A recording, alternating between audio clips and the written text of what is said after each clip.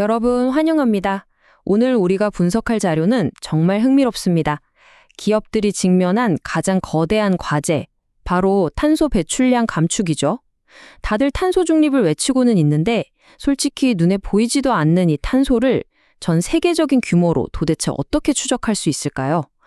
오늘은 마이크로소프트가 기술을 통해 이 복잡한 퍼즐을 어떻게 풀고 있는지, 그들의 데이터 기반 기후 대응 전략을 아주 낱낱이 파헤쳐 보겠습니다. 자, 그럼 본격적으로 오늘 살펴볼 핵심 내용들을 짚어보죠.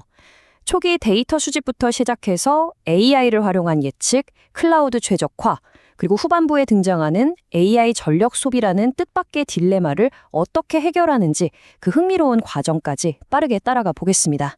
첫 번째 파트, 탄소 중립 비전 배출량 매핑입니다.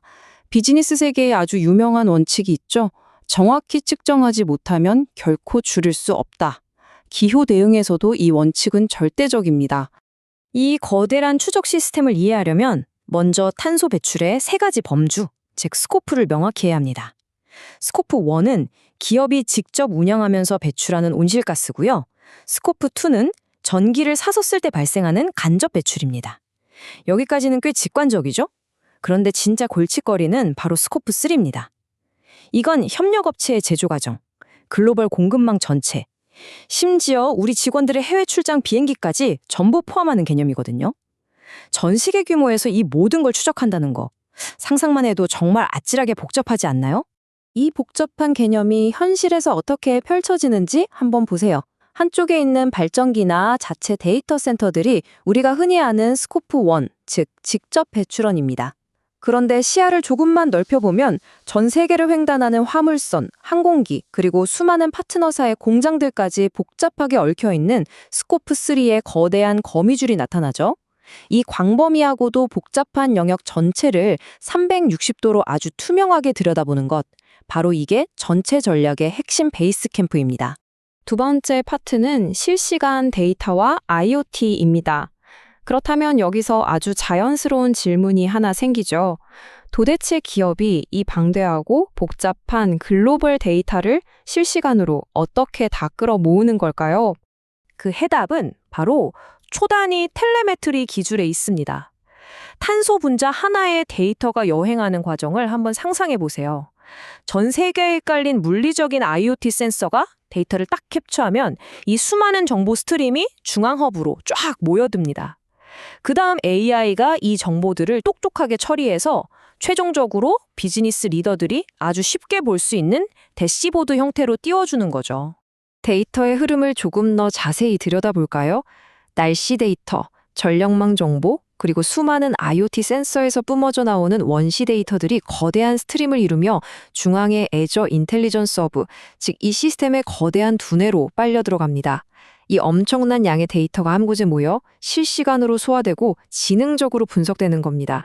세 번째 파트, AI 기반 예측 및 혁신입니다.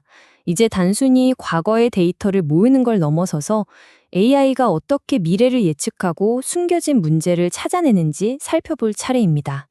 여기서 정말 흥미로운 기능이 등장하는데요. 붉은색 알람과 비정상격으로 솟아오른 막대 그래프들이 나타나는 걸 보면 이게 바로 머신러닝이 아주 조용히 숨어있던 문제를 찾아내는 이상 탐지 과정이라는 걸 알 수 있습니다. 탄소 배출량이 갑자기 확 조짐이 보이면 문제가 걷잡을 수 없이 커지기 전에 시스템이 즉각적으로 경고를 보내서 선제적으로 대응하게 해주는 거죠. 지난달 아시아 지역의 스코프 3 배출량은 얼마인가? 자, 이 평범해 보이는 질문이 시사하는 바가 아주 큽니다. 데이터에 대한 접근성이 완전히 달라졌다는 뜻이거든요. 경영진이나 실무자들이 이런 고급 실시간 데이터를 확인하려고 복잡한 코딩을 배우거나 데이터 사이언스 학위를 딸 필요가 있을까요? 전혀 없죠. 그냥 우리가 평소에 쓰는 말로 툭 던지기만 하면 되는 겁니다. 방금 본 것처럼 아주 일상적인 언어로 질문을 입력하면 코파일럿 같은 생성형 AI가 그 질문의 의도를 찰떡같이 파악합니다. 그리고는 뒷단에 얽혀있는 그 복잡한 실시간 데이터들을 싹 분석해서 눈에 쏙 들어오는 직관적이고 정확한 리포트를 즉각적으로 뱉어내는 거죠. 데이터 접근성의 장벽이 그야말로 산산조각 났다고 볼 수 있습니다. 네 번째 파트는 클라우드 인프라 최적화입니다. 자, 지금까지는 문제를 측정하고 예측하는 데 집중했다면 이제는 더 스마트한 IT 인프라 선택을 통해 실질적으로 탄소 발자국을 확 줄여버리는 방법을 알아보겠습니다. 이 두 가지 인프라 상황을 극명하게 비교해보죠. 한쪽은 막대한 전력과 냉각 에너지를 쉴 새 없이 낭비하는 전통적인 자체 서버, 즉 온프레미스 환경입니다. 반대쪽은 고도로 최적화된 마이크로소프트의 클라우드 환경이죠. 이 두 환경의 탄소 배출량 차이는요, 과장 조금 보태서 정말 하늘과 땅 차이입니다. 특히 대시보드에 명시된 실제 방지한 탄소 배출량이라는 구체적인 지표를 주목해 볼 필요가 있습니다. 기업이 자체 서버에서 애저나 마이크로소프트 365로 전환했을 때 도대체 몇 톤의 이산화탄소 배출을 막아냈는지 숫자로 아주 명확하게 증명해 줍니다. 기업들이 매년 골머리를 앓는 ESG 보고서에 당장 가져다 쓸 수 있는 굉장히 강력한 데이터죠. 게다가 이 클라우드 시스템은 단순히 효율적인 걸 넘어서 얄미울 정도로 똑똑합니다. 탄소인식 컴퓨팅이라는 논리 덕분인데요. 시스템이 스스로 에너지 공급망을 싹 분석해서 태양광이나 풍력 같은 재생에너지가 빵빵하게 돌아가는 지역으로 컴퓨팅 작업량을 쓱 옮겨버립니다. 만약 물리적인 이동이 어렵다? 그러면 하루 중에서 전력망 탄소 배출이 가장 적은 저탄소 시간대로 작업 스케줄을 자동으로 늦춰버리죠. 진정한 의미의 스마트한 탄소 감축 프로세스입니다. 5번째, AI 역설 해결하기입니다. 자, 지금까지 우리가 기후변화 대응에 있어서 AI와 클라우드가 얼마나 대단한 역할을 하는지 열심히 살펴봤는데요. 여기서 아주 치명적이고 뜻밖의 딜레마 하나를 마주하게 됩니다. 핵심적인 딜레마를 짚어볼까요? AI가 기업의 탄소 배출을 획기적으로 줄여준다고 쳐도 정작 그 고도로 복잡한 AI 모델 자체를 구동하는 데 필요한 어마어마한 에너지는 도대체 어떻게 감당해야 할까요? 자료에서도 이 부분을 비중 있게 다루고 있는데요. 이것이 바로 AI 전력 역설, AI 파워 패러독스입니다. AI 기술이 기후를 구함과 동시에 기후를 위협하는 이 역설적인 상황에서 마이크로소프트는 자신들의 디지털 발자국 역시 아주 정밀하게 계량합니다. 그리고 이를 상쇄하기 위해 공기 중에서 직접 탄소를 빨아들이는 직접 공기 포집, 즉 DAC, Direct Air Capture 기술에 대규모로 투자하죠. 옥시덴탈 페트롤리움 같은 기업들과 파트너십을 맺어서 발생한 탄소를 물리적으로 싹 지워나가고 있는 겁니다. 마지막 6번째 파트 종합 지속 가능성 플랫폼입니다. 지금까지 살펴본 수많은 개별 기술과 대응 방식들이 어떻게 하나의 거대한 비즈니스 전략으로 뭉치는지 그 큰 그림을 확인해 볼 시간입니다.